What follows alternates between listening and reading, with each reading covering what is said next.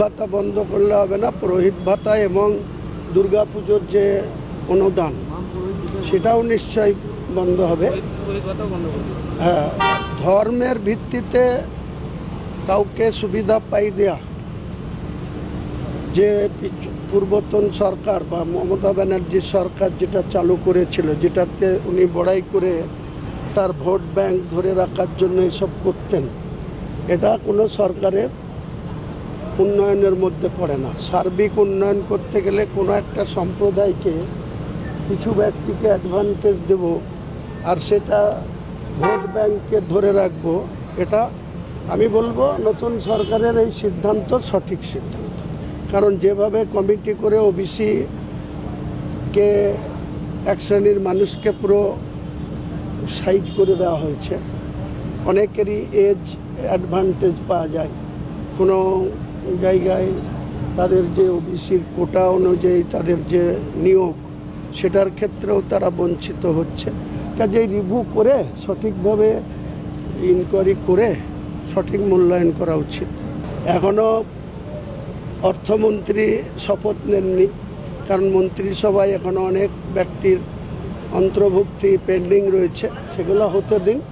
নিশ্চয়ই এই সরকার ভালো কাজ করবে, মানুষের কল্যাণে কাজ করবে। আমরা বিধানসভায় বিরোধী বেঞ্চে বসে গঠনমূলক বিরোধিতা করব। ভালো কাজের নিশ্চয় প্রশংসা যেমন করব না আমরা বিরোধী আসনে বসে, তেমনি অযথা আননেসেসারি সরকারের কোনো বাজেভাবে সমালোচনাও করব না। আমি অন্ততপক্ষে এক বছর এই সরকারকে সময় দিতে চাই। অভিজ্ঞ মুখ্যমন্ত্রী অনেক প্রশাসনিক দায়িত্বের আগে পালন করেছে, তিনাকে অন্ততপক্ষে এক বছর সময় দেওয়া উচিত, যে তিনি এই পশ্চিমবাংলা একটা অনেক বড় রাজ্য, সেই রাজ্যের সর্বস্তরের মানুষের জন্য তিনি কি করতে চাইছেন, কী ধরনের ডেভেলপমেন্ট করতে চাইছেন।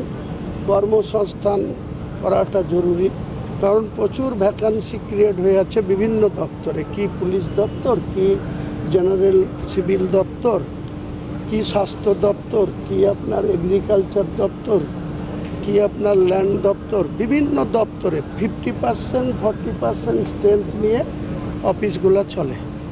কাজেই একটু সময় তো নতুন সরকারকে দিতেই হবে।